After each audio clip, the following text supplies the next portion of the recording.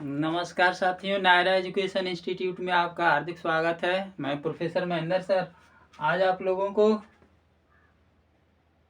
Important जो 21 जनवरी 2024 को CTET की परीक्षा होने जा रही है उसको ध्यान में रखते हुए 100% परीक्षा में पूछे जाने वाला प्रश्न उसका यूनिट लर्निंग को लेकर के आया हूँ।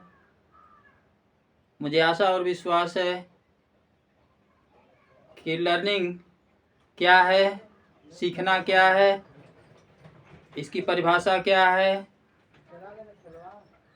इसकी प्रक्रिया क्या है, इन सारे तथ्यों को आज मैं आपके समक्ष स्पष्ट करने का प्रयास करूंगा। मुझे आशा और विश्वास है कि आपको ये वीडियो बेहद पसंद आएगा। लेकिन इससे पहले साथियों, मैं चाहूँगा कि जो भी साथी पहली बार नायरा एजुकेशन इंस्टीट्यूट परिवार से जुड़ करके मेरा वीडियो देख रहे हैं, प्लीज़ आपका चैनल नायरा एजुकेशन इंस्टीट्यूट को सब्सक्राइब कर दें और बेल आइकन प्रेस कर दें। साथियों, किसी भी समस्या के लिए अगर मुझसे आपको सलाह लेना है तो मेरा मोबाइल नंबर है, 2 नंबर है 9453373808 या ये दूसरा नंबर है 930 50 26 171 पे आप कॉल कर सकते हैं। आपको व्हाट्सएप के रूप में 9453373808 इस पे कॉल भी हो सकता है, व्हाट्सएप भी आपका चल सकता है। और 930 50 26 171 ये जो नंबर है, आप इन दोनों नंबर में किसी भी एक नंबर से आप मुझसे बात कर सकते हैं और मैं आपके समस्या से संबंधित सुझाव देने का प्रयास करूंगा। तो साथियों, ज़्यादा देर न करते हुए सीधे सीधे हम लर्निंग क्या है इस पर फोकस करते हैं। सीखना, कोई बालक सीखता कैसे है भाई? कैसे सीखेगा? बालक तो छोटा है, जो किसी तथ्य को, वस्तु को, पदार्थ को जब नहीं देखता है या कभी का देखा ही नहीं है, तो जब वह तथ्य, वह वस्तु, वह पदार्थ, वह परिस्थिति उसके सामने आएगी तो क्या करेगा? वह परिस्थिति उसके लिए समस्या बनेगी और जब समस्या बनेगी तो उस समस्या का वह समाधान ढूंढना चाहेगा और जब समस्या का समाधान हो जाएगा, तो जब समस्या का समाधान ढूंढना चाहेगा तो कैसे समाधान होगा? प्रश्न करेगा, अनुभवी व्यक्ति के पास जाएगा, अपने पास पड़ोस से पूछेगा, वरिष्ठ से पूछेगा और समस्या का समाधान कर लेगा। जब समस्या का समाधान हो जाएगा तो वह उस वस्तु, उस परिस्थिति, वह समस्या के संबंध में जो है जानकारी करके नया व्यवहार जो है शुरू कर देगा। वही नया व्यवहार परिवर्तन करना है, क्या है? सीखना है, लर्निंग है, अधिगम है।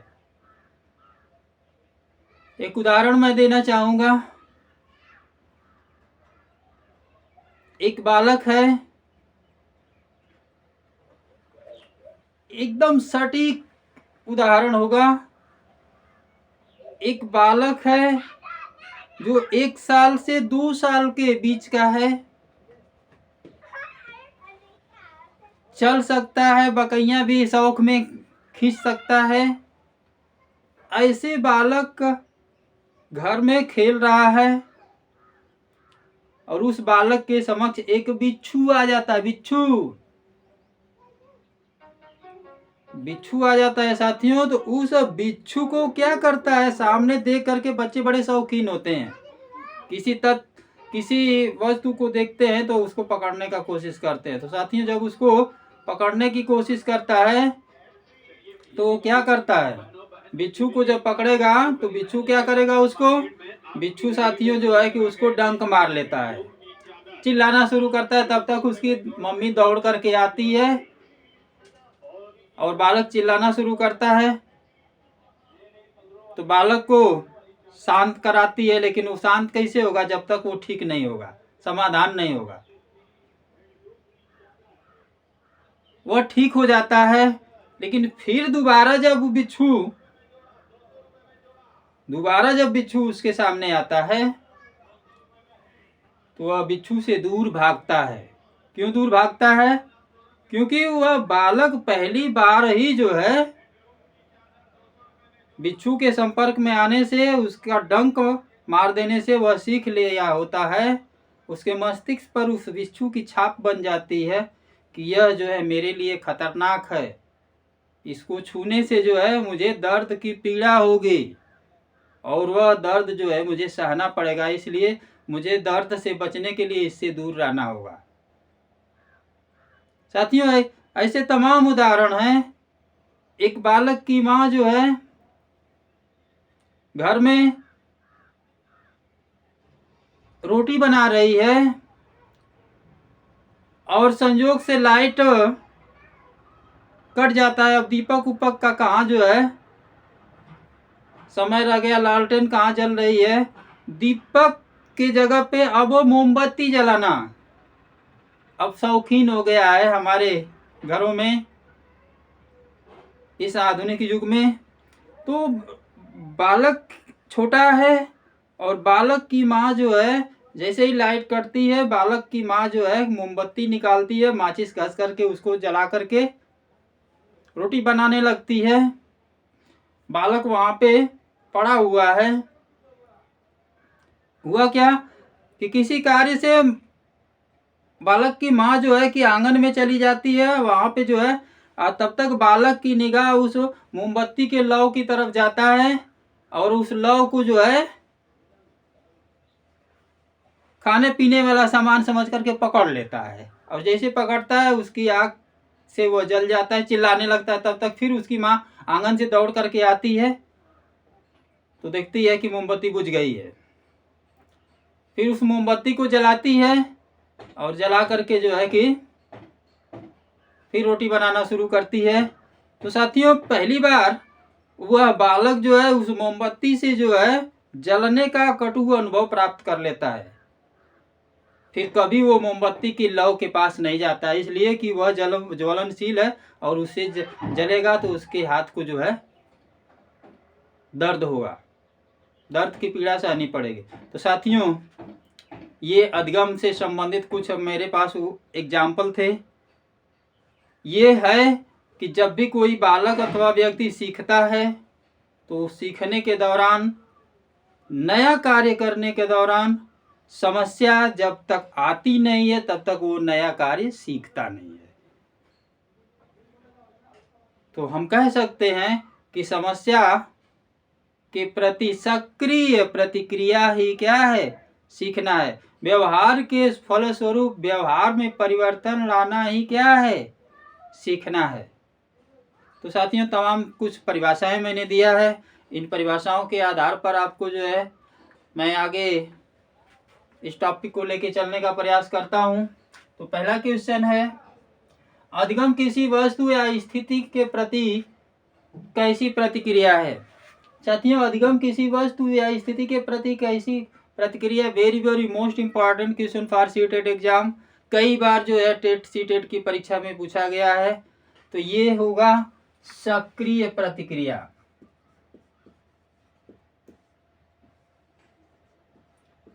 सक्रिय प्रतिक्रिया। नेक्स्ट क्वेश्चन, व्यवहार के परिणाम स्वरूप व्यवहार में किसी प्रकार का परिवर्तन ही अधिगम है। व्यवहार के परिणाम स्वरूप व्यवहार में किसी प्रकार का परिवर्तन ही अधिगम है। यह कथन किसका है साथियों? तो यह कथन जो है गिलफोर्ड का है, गिलफोर्ड महोदय का है, ध्यान दीजिएगा। अगला क्वेश्चन, अनुभव और प्रशिक्षण द्वारा व्यवहार में परिवर्तन लाना ही अधिगम है। अनुभव very very most important question, 4-5 बार मैंने खुद देखा है इसको। ये जो है अनुभव और प्रशिक्षण द्वारा व्यवहार में परिवर्तन लाना ही अधिगम है। यह परिभाषा अधिगम की किसके द्वारा दी गई है, आपके लिए महत्वपूर्ण होगा। गेट्स व अन्य के द्वारा है, गेट्स महोदय और अन्य के द्वारा। अगला क्वेश्चन है साथियों, अभ्यास अथवा प्रशिक्षण के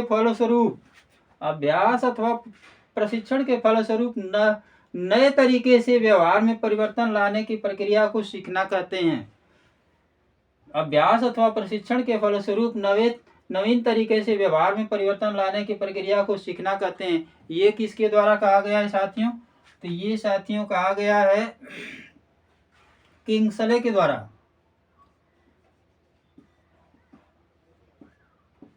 किंग्सले के द्वारा ध्यान दीजिएगा। अगला है अधिगम का क्षेत्र होता है। अधिगम का क्षेत्र कैसा होता है भाई, सीखने का क्षेत्र कैसा होता है, सीखना क्या है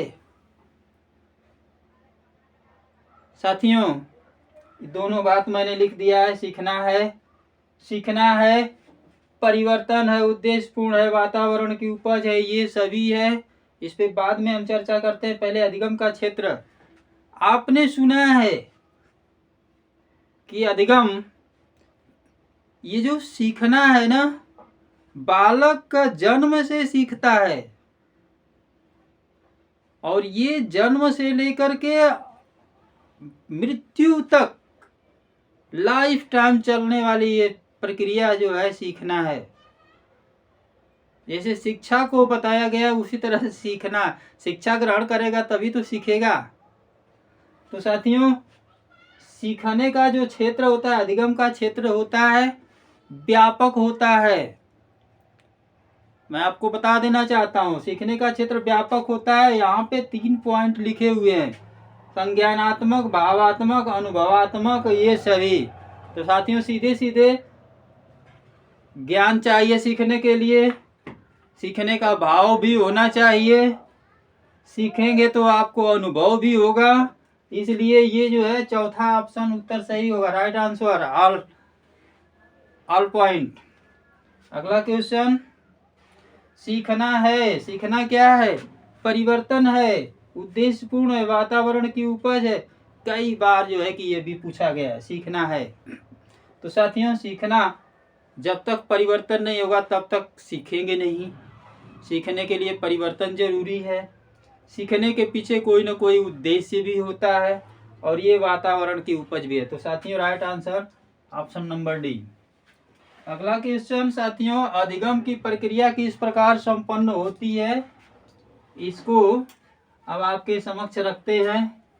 थोड़ा सा वीडियो आपका लंबा हो सकता है लेकिन महत्वपूर्ण है। वीडियो के अंत तक आप जो है इसको देखते रहें, वीडियो में बने रहें। मुझे आशा और विश्वास है कि आपको ये वीडियो कहेंगे कि वाह भाई वाह, क्या सर जी ने वीडियो बनाया है अधिगम को लेकर के। तो साथियों, अधिगम की प्रक्रिया किस प्रकार संपन्न होती है, इसको जो है आप विधिवत जान लें। आप जितने भी शिक्षक बनने के लिए यहाँ पे बैठे हुए हैं, मेरे वीडियो को देख रहे हैं, पढ़ रहे हैं, सुन रहे हैं, सभी लोग किसी बालक को कैसे सिखाएंगे, किस प्रकार से अधिगम की प्रक्रिया जो है संपन्न होती है, इसके लिए मैं आपको जो है एक चित्र बना देता हूँ। अधिगम की प्रक्रिया,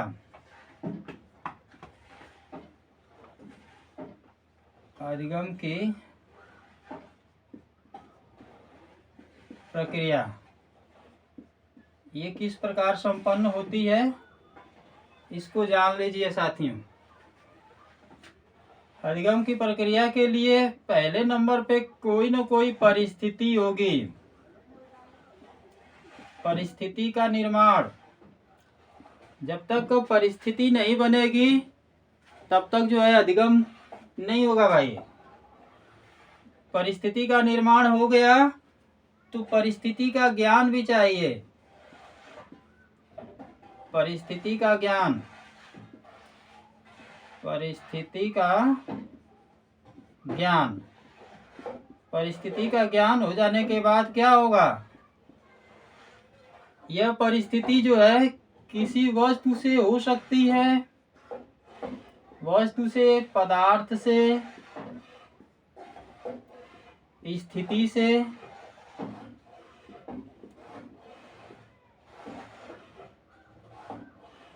किसी से भी हो सकती है। यहाँ पे परिस्थिति का ज्ञान, जब परिस्थिति का ज्ञान हो जाएगा कि हमें करना क्या है, तो उस पर क्या करेगा मानव, क्या करेगा? यहाँ पे मानव की प्रतिक्रिया शुरू हो जाएगी। मानव की, बालक की, किसी को भी रख सकते हैं। प्रतिक्रिया, प्रतिक्रिया जब शुरू होगी, तो जब प्रतिक्रिया शुरू होगी तो साथियों इसके दौरान काम में रुकावट आएगी, समस्या आ सकती है। जब समस्या आएगी तो अब मानव, बालक, व्यक्ति क्या करेगा? समस्या का समाधान ढूंढेगा। समस्या का समाधान, जब समस्या का समाधान ढूंढेगा तो क्या होगा? उसके व्यवहार में जो है, उसके पहले जो व्यवहार था, सामान्य व्यवहार, जब समस्या का समाधान ढूंढ लेगा तो सामान्य व्यवहार का क्या हो जाएगा? सामान्य व्यवहार का क्या हो जाएगा? रूपांतरण हो जाएगा, परिवर्तन हो जाएगा, रूपांतर। यहीं से बालक जो है कार्य को करना सीख जाएगा, यहीं पे उसका सीखना कंप्लीट होता है। तो साथियों आपने देखा कि सीखने की प्रक्रिया में कोई परिस्थिति, वस्तु, पदार्थ, स्थिति, द्रव्य किसी से भी हो सकती है, और इस स्थिति का ज्ञान जो है बालक को करा दिया जाता है। बालक क्या करता है? इस ज्ञान को प्राप्त करके जो है इस कार्य को करने के लिए जो है कि क्या करता है? प्रतिक्रिया शुरू कर देता है, उस कार्य के प्रति कि अपना कार्य करना शुरू कर देता है। जब कार्य करना शुरू कर देता है तो कार्य करने में कठिनाई आती है। अब जब कठिनाई आती है तो उस कठिनाई का समाधान करने के लिए वह अपने वरिष्ठ से, सहयोगी से, मित्र से, किसी से अपना जो है समाधान, जब तक समस्या का समाधान नहीं होता है तब तक वह पूछताछ करता है, और जब पूछताछ करता है और समस्या का समाधान हो जाता है तो उसके व्यवहार में परिवर्तन आ जाता है कि अरे इस काम को तो इस तरीके से कर लेना है। तो वो काम जब करना सीख लेता है तो उसी को कहा जाता है सीखना। तो साथियों आज के वीडियो में बस यहीं तक। अगले वीडियो के साथ हम जल्द ही आपके समक्ष प्रस्तुत होंगे। तब तक के लिए साथियों नमस्कार, जय हिंद।